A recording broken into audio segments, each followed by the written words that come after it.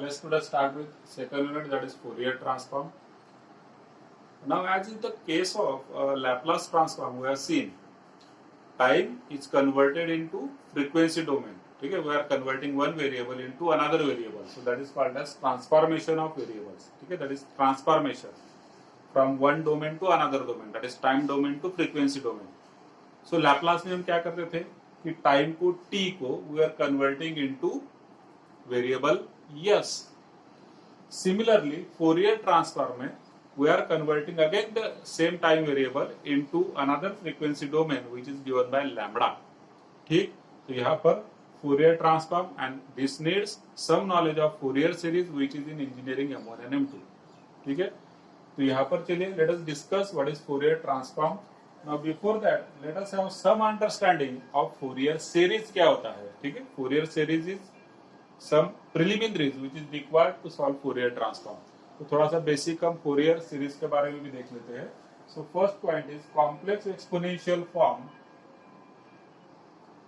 Complex exponential form of Fourier series. Complex exponential form of Fourier series. So let us see what is complex exponential form of Fourier series. So if we are talking about a function f of x, let us say we are talking about a function f of x which is a periodic function. So if f of x is a periodic function of period 2l, जिसका की period कितना है, जिसका period है 2l, defined in the interval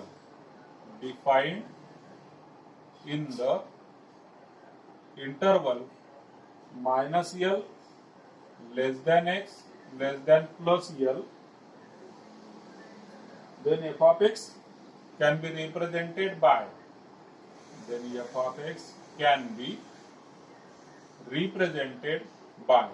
अब यहाँ पर समझिए कि जो f of x फंक्शन है, it is a periodic function. जैसे कि साइन फंक्शन होता है, कॉस फंक्शन होता है, all the trigonometric functions are periodic.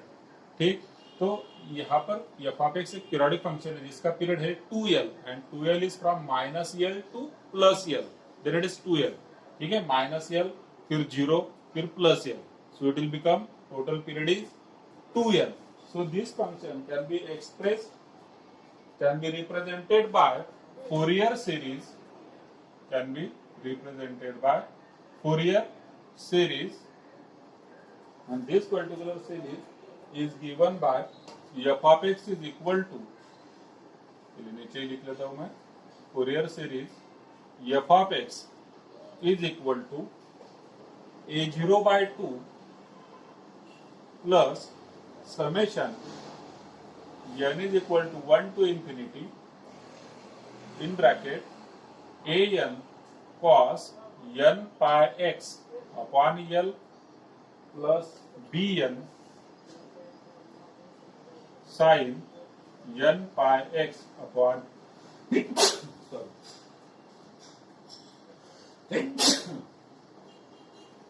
bn sin n pi x upon l. So this is basically nothing but your Fourier series. So here a0, an and bn are arbitrary constants and they are given by the formula. So where we can find out an using formula 1 upon l integral minus l to plus l f of u into cos n pi u upon l du. So this is the value of an and bn is equal to what? It is 1 upon l integral minus l to l f of u into sin n pi u upon l du. So using these two values an and bn, we can express f of x as a Fourier series. Okay? So this is this complete is called as a Fourier series. अब देखिए यहाँ पर हमने जो an निकाला है, an it is nothing but 1/l, bn में भी 1/l है, इंटीग्रल -l to l है। So this you have to learn, this is something which you have to learn. -l to l है। f ऑफ x जो given function है वहां से हम लिख सकते हैं f of u, f of x से हमें मिल जाएगा f ऑफ u। एंड अगर an है तो cos n pi x upon l के साथ हमने इंटीग्रल करना है, तो cos n पाई x की जगह पर हम ले लेंगे u upon l du। Similarly here also it is sin n pi x upon l, तो यहाँ पर हो जाएगा sin n pi u upon l du। So this complete is called as a Fourier series. अगर हम इसका complex exponential form देखें, इसी को हम कॉम्प्लेक्स फॉर्म में भी लिख सकते हैं। तो late us write down complex exponential form of Fourier series, जो हमने पहले लिखा था, बिकॉज ये तो है आपका ट्रिग्नोमेट्रिक फॉर्म में। अब हम लिखते हैं complex exponential form of Fourier series is, complex exponential form कैसे लिखा जाएगा? In this case we write f of x as f of x is equal to summation n is equal to minus infinity to plus infinity। तो first basic difference है, इसको ध्यान में रखना है। इस केस में 1 to infinity, यहाँ पर माइनस इंफिनिटी टू इंफिनिटी है। cn into e raise to i n pi x upon l, e raise to i n pi x upon l। So that is nothing but complex exponential form, and where again basically हमने इस केस में an का value निकाला था, bn का निकाला था। जैसे यहाँ पर cn जो है इसकी वैल्यू हमें निकालनी होगी, and which is given by the formula cn is equal to 1/2l। Now this is again another difference, इधर 1/l 1/l, तो यहाँ पर है 1/2l integral -l to l f of u into e raise to. अब जैसे यहाँ पर f of x से हमने f ऑफ u तो लिख लिया, अब e रेस टू क्या होगा? तो यहाँ पर जैसे i n pi x upon l है, so will replace this x by u, we have to replace this x by u, so it becomes e raise to i n pi u upon l, and since this is a function of u into du।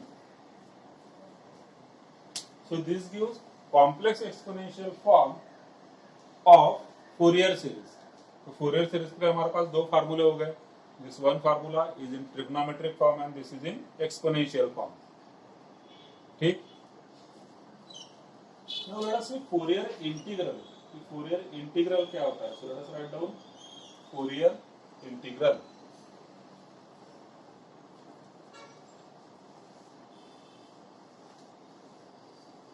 Today we are just writing down all the formulae that we have to learn today itself, so that you will be able to solve the problems on Fourier series and Fourier transform। So first, next topic is Fourier integral।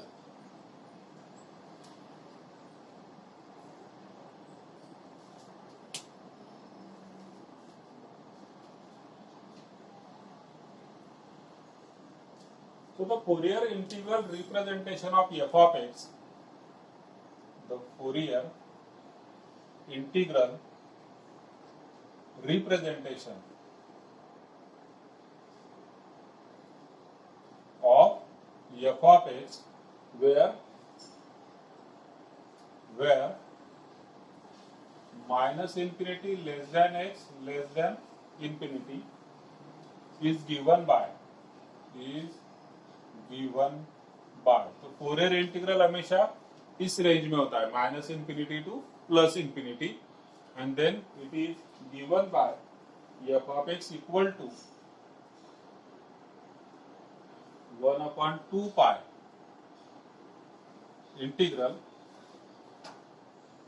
Lambda is equal to minus infinity to infinity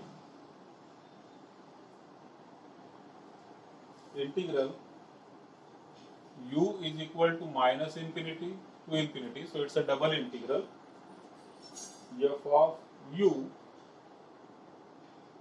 into e raise to minus i lambda, e raise to minus i lambda in bracket u minus x d u d lambda. So this is also known as Fourier integral theorem. ये वाला जो formula है according to your syllabus, आपके syllabus में Fourier integral theorem है. So this is that Fourier integral theorem. So this is also known as Fourier integral theorem. ठीक है. अब देखिए फोरियर इंटीग्रल थ्योरम क्या है. We have represented f of x in the form of integral, and it is equal to f of x is equal to 1 upon 2 pi integral lambda is equal to minus infinity to infinity, again integral u is equal to minus infinity to infinity f of u into e raised to minus I lambda into u minus x du d lambda. So there are two variables basically. There are two variables and they are given by u and lambda.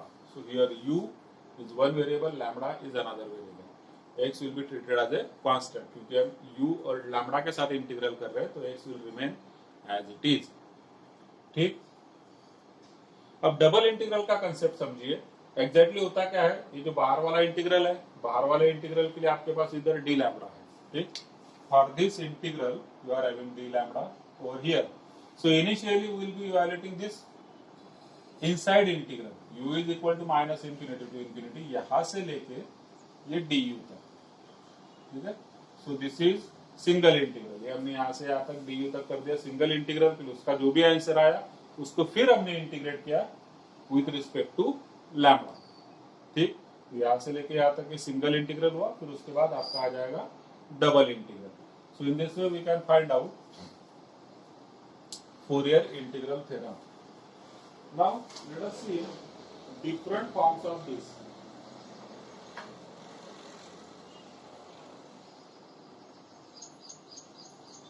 This result can also be written as, ठीक है.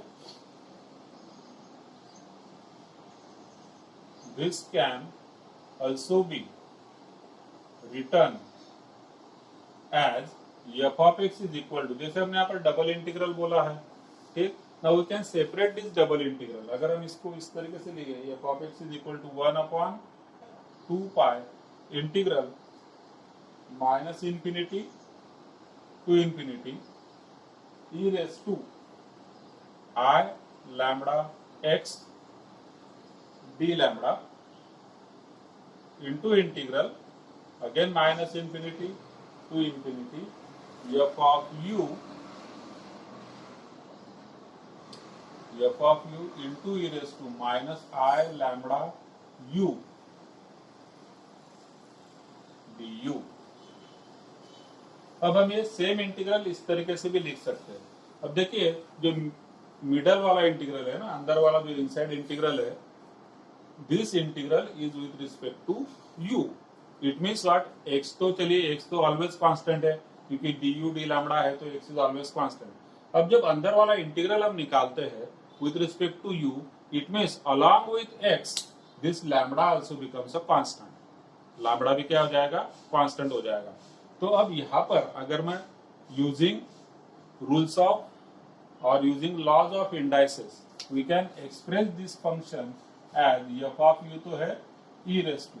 अब minus i lambda u इन दोनों को multiply हो जाएगा, तो it equal minus i lambda into u, that is minus i lambda u, and minus I lambda into minus x, so that is plus I lambda x. Again using laws of indices this can be written as f of u into e raised to minus I lambda u into e raised to I lambda x. अब यहाँ पर u का function इतना है and this is function of x, function of lambda.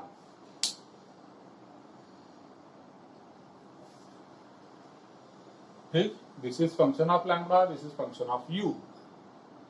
अब यहाँ पर जब हम u के साथ डिफरेंशिएट इंटीग्रेट करते हैं, जब हम u के साथ इंटीग्रेट करते हैं, then we can see that f of u और e raise to minus i lambda u. So this complete is a function of u. तो इसको हमने सेपरेट कर दिया, इंटीग्रेट कर दिया u के साथ. एंड सिमिलरली ये जो था ये कांस्टेंट हो गया इस केस में. ये क्या हो गया? This is a constant. When you are integrating with respect to u, this particular term, that is e raised to I lambda x, it is a constant, it remains as it is. और उसको हमें integrate करना है with respect to lambda. So separately भी हम इस तरीके से इंटीग्रेशन कर सकते हैं. So this is another form of Fourier integral theorem.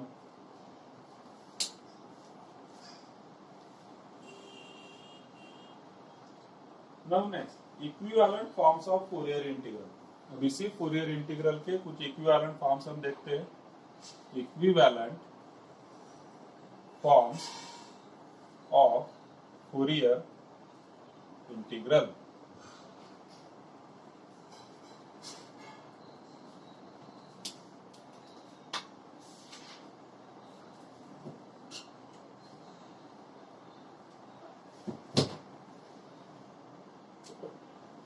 Now this we are having two different equivalent forms.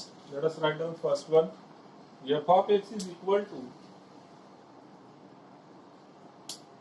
f of x is equal to 1 upon 2 pi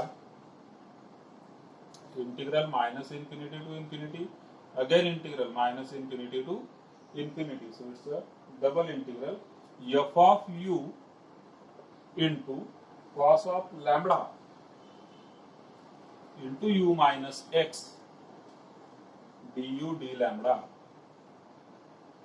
So that is again another equivalent form of this Fourier integral.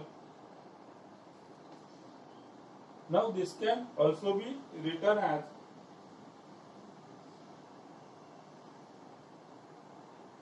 अब देखिए ये जो function है यहाँ पर, if f of x becomes a even function, we can say that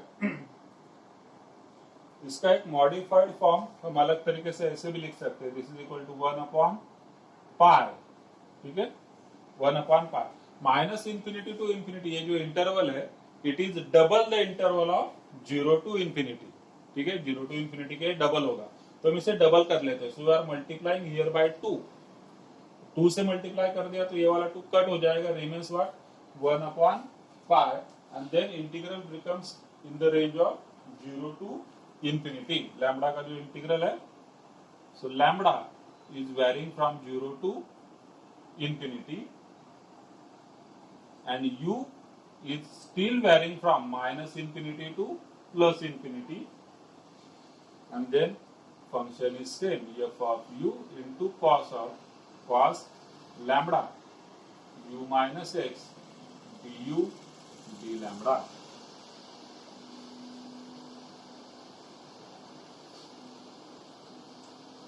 अब ये expression किस तरीके से डिराइव हुआ?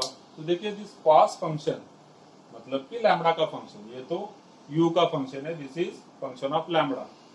तो जो cos फंक्शन है लैम्बडा का function, it is a even function. So therefore this even function can be written as twice integral 0 to infinity. Twice integral 0 to infinity. जो ट्वाइस हम बोल रहे हैं ये 2 के साथ कट हो जाएगा and then you will get 1 upon pi. और फिर इंटीग्रल आपका लैम्बडा के केस में हो जाएगा 0 to infinity. So this is equivalent form of Fourier integral. Another equivalent form is also there, which can be written as, मैं यहीं पर लिख लेता हूँ. Another equivalent form is f of x is equal to integral 0 to infinity a lambda cos lambda x a of lambda into cos lambda x plus b of lambda into sin lambda x bracket complete dx. ठीक. So here there are two functions of lambda, a of lambda and b of lambda. So basically these are nothing but they are, sorry यहाँ पर d lambda होना चाहिए. This is d lambda.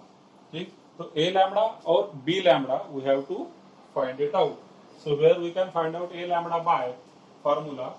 So where this a of lambda or a lambda is given by 1 upon pi integral minus infinity to plus infinity f of u into cos. जैसे हमने इस केस में लिया था f of x की जगह पर f of u ले लिया, cos lambda x है, उसकी जगह पर हो जाएगा cos lambda u du. ठीक, and b lambda is given by again 1 upon pi integral minus infinity to plus infinity. f of x की जगह पर हो जाएगा f of u, यहाँ पर sin lambda x है तो वहां पर हो जाएगा sin lambda u du. So this is another equivalent form of Fourier integral.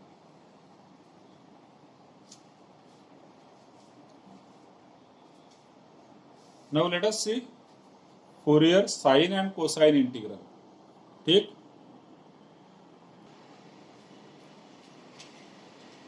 Next topic sine and cosine integral. अब देखिए हमने जो यहाँ पर फोरियर इंटीग्रल थ्योरम से जो फोरियर इंटीग्रल लिखा है उसी में depending upon the nature of f of x, मतलब f of x odd function है या फिर इवन फंक्शन है, accordingly we will get sine and cosine integrals.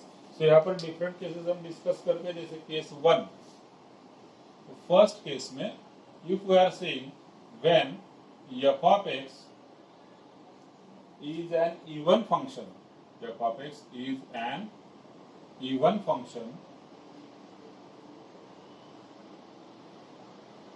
then अब f of x अगर इवन फंक्शन होगा तो we can represent it f of x as 2 upon pi integral 0 to infinity, again integral 0 to infinity f of u into cos lambda u cos lambda x du d lambda. So if f of x is an even function, in that case we can write down this type of function which is nothing but Fourier cosine integral. Now this is what Fourier cosine integral. अब देखिए यहाँ पर cos ही है, sin की term तो misplace हो गई, sign की टर्म यहाँ पर है नहीं. क्यों? क्योंकि साइन की जो टर्म है f ऑफ u अगर ऑड फंक्शन होगा है ना, तो f ऑफ x हमने लिखा है, f ऑफ x कैसा फंक्शन है, f of x is even function and multiplied by sine की टर्म. अब साइन की जो टर्म होगी it will be a odd function and even multiplied by odd it will become odd. और जब f of x odd हो जाता है कंप्लीट, यहाँ पर जो फंक्शन होगा व्हेन इट बिकम्स ऑड, तो हमारा इंटीग्रल जो होता है minus infinity two plus infinity में ऑड फंक्शन के लिए इट इज 0. तो यहाँ पर साइन के साथ जो एफ ऑफ यू है इट विल बी वैनिश्ड, वो 0 हो जाएगा and then you will get only cosine, और कोसाइन का डबल हो जाएगा क्योंकि 0 टू इन्फिनिटी में किया हमने तो 2 अपॉन पाई हो गया. Now this is from property of even and odd functions. ठीक है, अगर आपको चाहिए तो आप यहाँ पर एक नोट में लिख सकते हैं if f of x is even function. Now this is already expressed in calculus formulae. उसमें मैंने नोट्स में आपको दिया है कैलकुलस फार्मूले में. ठीक है, f of x is even function. Even function मतलब क्या होता है, f of minus x is equal to f of x. Then integral minus a to plus a f of x dx is equal to twice integral 0 to a f of x dx. अगर f of x even function होगा तो not like this. ये f of x even function के लिए हमने आगे और जो इसके पहले जो फार्मूला लिखा था फोरियर इंटीग्रल थ्योरम, ठीक है, तो उसमें हमें देखना है तो उसमें साइन की टर्म गायब हो जाएगी, बस कॉस की टर्म रहेगी. सेकेंडली, अब ये तो हुआ एक पॉइंट.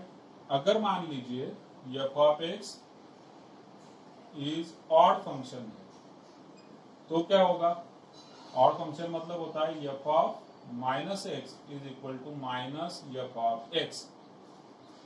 अगर ऑड फंक्शन होगा ठीक है, f of minus x equal to minus f of x, then in this case integral minus a to a f of x dx become 0.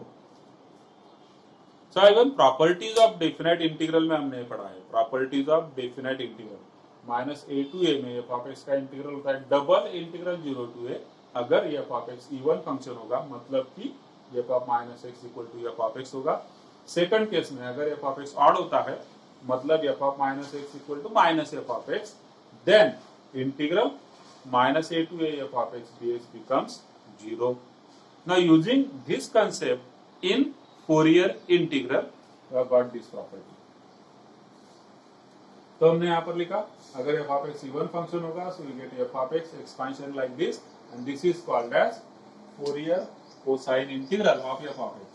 So this is Fourier cosine integral.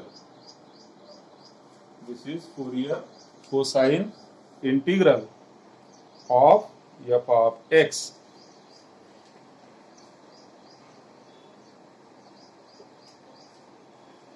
Now this is case first. Let us see case second. Case second में when f of x is an odd function. When f of x is an odd function, तो f of x अगर odd होगा, ठीक है, f of x odd है और उसके साथ cos की जो टर्म होगी, cos की टर्म वो इवन होगी, तो odd into even again it becomes odd, तो जो cos वाली टर्म है ये वैनिश हो जाएगी अभी और मुझे जो इंटीग्रल मिलेगा it will be in the form of sine only. जैसे यहाँ पर साइन वैनिश हो गया था, cos बच गया था, जैसे इस केस में, इस सेकंड केस में cos हट जाएगा, साइन बचेगा and will get Fourier sine integral. So here, when f of x is an odd function, then what? F of x can be represented in the form of sine integral as 2 upon pi integral 0 to infinity, again integral 0 to infinity, f of u into sine lambda u into sine lambda x du d lambda. So this is Fourier sine integral of f of x. So this is Fourier sine integral of f of x. अब देखिए इसके पहले हमने लिखा Fourier integral, Fourier integral, और Fourier integral में हमारे पास sign और कॉस दोनों के टर्म्स थे, लेकिन अगर एफ ऑफ एक्स इवन होगा तो Fourier integral will become Fourier cosine integral, अगर एफ ऑफ एक्स ऑड होगा तो Fourier integral will become Fourier sine integral, ठीक। और अगर ऑड इवन कुछ भी नहीं होगा तो फिर हमें वही जो बेसिक फार्मूला है फोरियर इंटीग्रल का वही यूज करना होगा।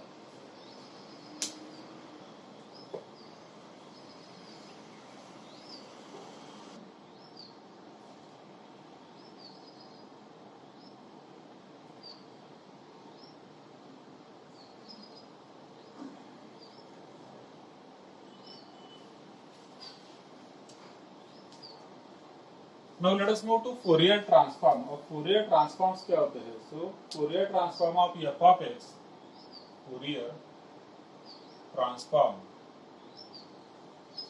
of f of x is defined as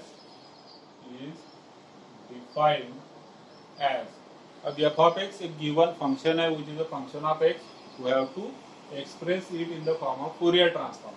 So it is given as f of lambda which is equal to integral minus infinity to plus infinity f of u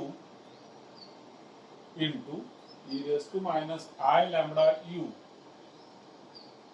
du। ठीक, तो जो f of x का Fourier transform होगा it is capital f of lambda, ठीक है, small f of x का Fourier transform capital f of lambda.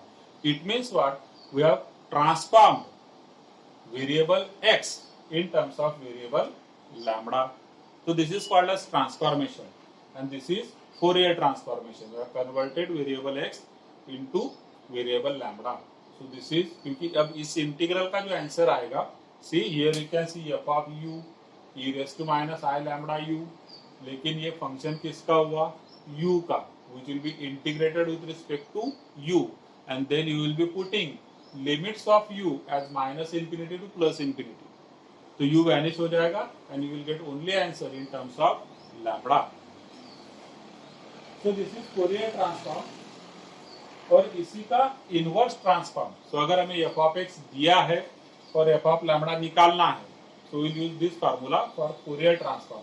और इसकी उल्टी प्रोसेस, मतलब लैम्बडा से अब x में अगर कन्वर्ट करना है तो it is called as inverse Fourier transform. So you can say that, नीचे हम लिखते हैं inverse Fourier transform, inverse Fourier transform of capital f of lambda. तो अब इसका जो इनवर्स Fourier ट्रांसफॉर्म होगा उसका आंसर होगा एफ ऑफ एक्स में. Capital f of lambda is defined as f of x is equal to 1/2 pi integral minus infinity to plus infinity f of lambda जो कि गिवन में है, into e raise to i lambda x d lambda.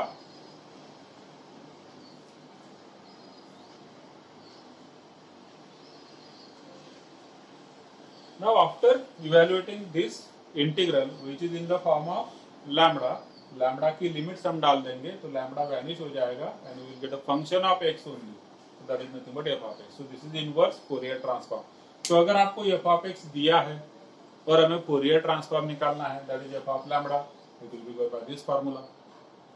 अगर हमें f of lambda given में है and we have been asked for f of x, so then it is inverse Fourier transform given by this another formula. दोनों formula में difference देखिए क्या है. एक तो इधर 1/2 पाई है, आगे हम देखेंगे कि इसको हम दोनों तरफ भी लिख सकते हैं.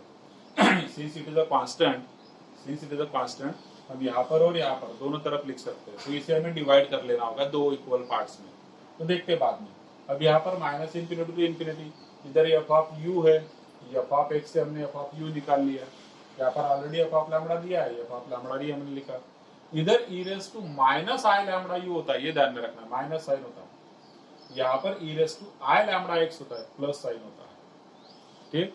और अगर हम इस तरीके से इस फार्मूला को समझे और लर्न करें, then we can solve it further. अब इसी का सिमेट्रिक फॉर्म भी हम लिख सकते हैं दोनों फार्मूला का. तो इन दोनों फार्मूला का सिमेट्रिक फॉर्म क्या होता है? सिमेट्रिक फॉर्म, सिमेट्रिक मतलब दोनों एक जैसा दिखना चाहिए. अभी यहाँ पर क्या हो रहा है कि सिमेट्री नहीं, इधर तो यहाँ से लेके यहाँ तक सिमेट्री है, लेकिन एक कांस्टेंट में सिमेट्री नहीं आया. तो will divide this constant in both of this two integral. ठीक. तो सिमेट्रिक फॉर्म जो होगा एफ ऑफ लैम्बडा में मैं इस तरीके से लिखूंगा, f of lambda is equal to 1/2 pi था, तो इधर मैं ले लेता हूँ 1/√2 पाई. अगेन इंटीग्रल सेम वही चीज रहेगा.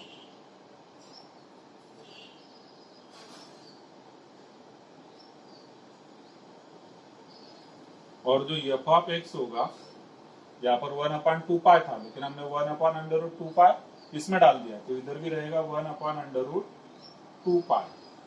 और इंटीग्रल सेम वही रहेगा जो यहाँ पर है.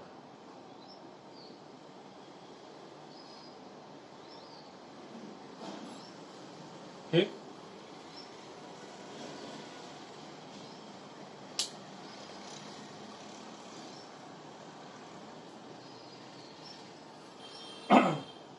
अब नोट लिखिए, अगर किसी भी फंक्शन का हमें फोरियर इंटीग्रल निकालना होगा, किसी भी फंक्शन का एफ ऑफ एक्स का, तो क्या करेंगे? To find Fourier integral representation, तो first one, to find Fourier integral representation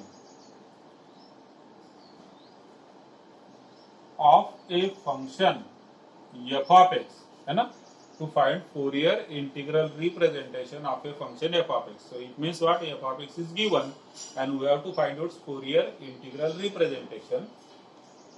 First find f of lambda from first find f of lambda. तो f of lambda के लिए जैसे यहाँ पर फार्मूला, तो इसको मैंने बोल दिया इक्वेशन 1, ये हो गया आपका equation 2, this is equation let us से 1a, क्योंकि ये इसी का डिफरेंट फॉर्म है, सिमेट्रिक फॉर्म है, फार्मूला यही है बट ये सिमेट्रिक फॉर्म में है, and let us say this is equation 2a. So we have to find out f of lambda from first, from this result f of lambda हमें first से मिलेगा, from equation first, and then substitute this value of f of lambda and then substitute this value of f of lambda in equation 2. ठीक, purpose समझिए, to find Fourier integral representation of a function f of x. f of x एक given function है जिसका कि हमें Fourier integral representation करना है. तो प्रोसेस क्या होगा, first we have to find out f of lambda from equation first. अगर आप फर्स्ट नहीं लेते तो फर्स्ट ए भी ले सकते, लेकिन अगर आप फर्स्ट ए लेते तो उसके साथ 2a लेना होगा, 1 लेते तो उसके साथ 2 लेना होगा.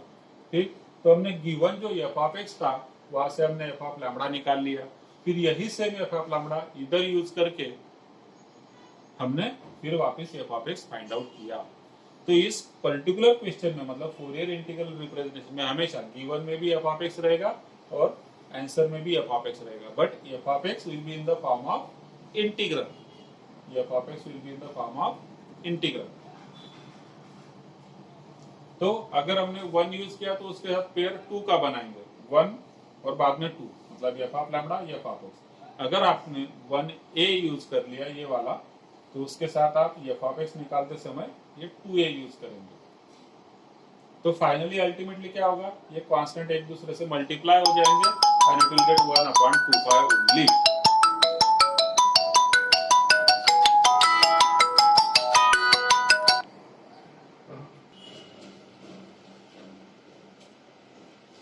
Now let us see Fourier sine and cosine transform. ठीक है, Fourier sine and cosine transform. So first one is Fourier cosine transform. अब किसी भी फंक्शन f of x का Fourier ट्रांसफॉर्म अगर हमें लिखना होगा तो उसके लिए फार्मूला है Fourier cosine transform of f of x is given by. ठीक है, so you are writing down Fourier cosine transform of f of x and it is given by formula fc lambda is equal to integral 0 to infinity f of u cos lambda u du. और इसी का inverse अगर हमें चाहिए तो inverse Fourier cosine transform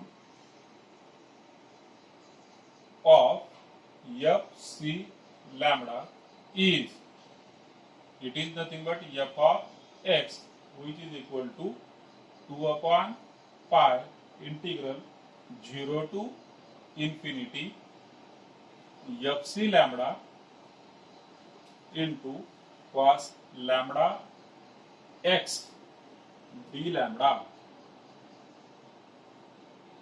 ठीक है, so again it is the same thing. If we have been asked to represent any function f of x in the form of Fourier cosine transform, अगर Fourier cosine integral, तो किस तरीके से लिखेंगे हम Fourier cosine transform f of x का जो है पहले fc lambda निकाल लेंगे using this formula.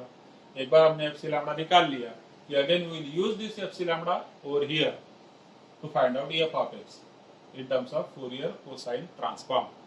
So if this is, let us say, formula 3rd and this is formula 4, then as in the case of previous Fourier transform, we can also write down symmetric form over here.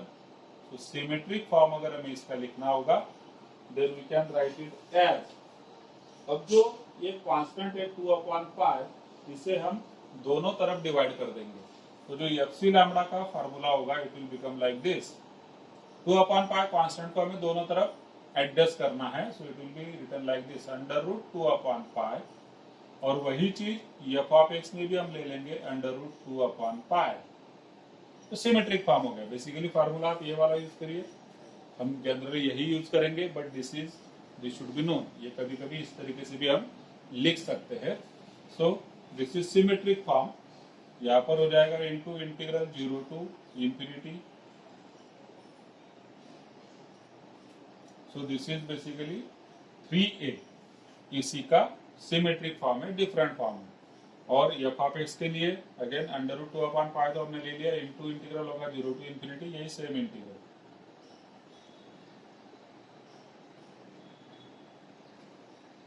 So this is 4a.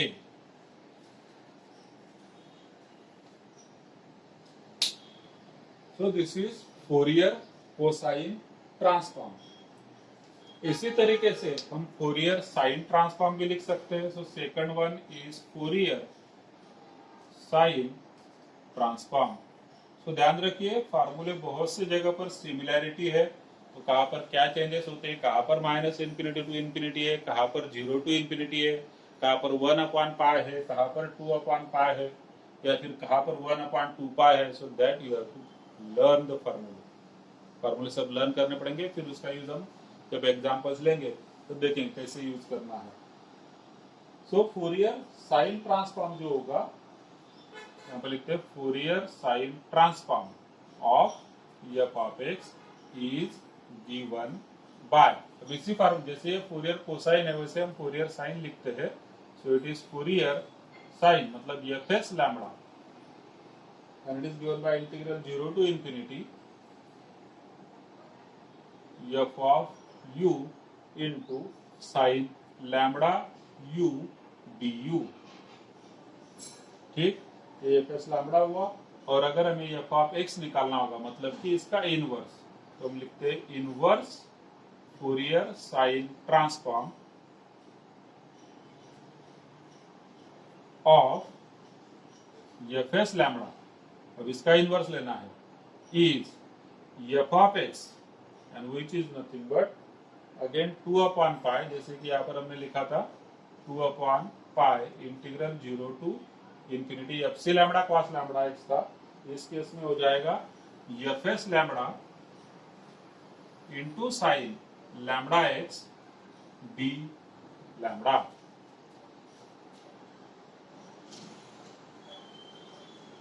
Now again जैसे हमने इस केस में symmetric form लिखा, देखिए Fourier transform ने सबसे पहले लिखा फोरियर ट्रांसफॉर्म, उसका फार्मूला नंबर 1 और 2 था, और उसका सिमेट्रिक 1a 2a था। अब हम लिखे Fourier cosine, formula 3 number 4 number, और उसका सिमेट्रिक 3a 4a। वैसे ही फोरियर साइन ट्रांसफॉर्म, ये फार्मूला हुआ 5 नंबर और 6 नंबर। अब इसका सिमेट्रिक फॉर्म, अब इसका लिखते हैं सिमेट्रिक फॉर्म। तो भाई इसका सिमेट्रिक फॉर्म में क्या होगा, ये 2/पाई जो था जैसे हमने इधर किया था √2/पाई दोनों जगह पर, वैसे इसमें दोनों जगह पर इधर एक जगह पर 2/पाई ना लिखते हुए हम दोनों जगह पर √2/पाई लिख सकते हैं। तो एफ एस लैम्बडा क्या हो जाएगा, एफ एस लैम्बडा हो जाएगा √2/पाई और उसके सामने वही same function integral 0 to infinity f of u sin lambda u du, and this is now 5a। f of x क्या होगा, f of x is again equal to √2/पाई and into integral 0 to infinity f s lambda sin lambda x, f s lambda sin lambda x d lambda, that is 6a।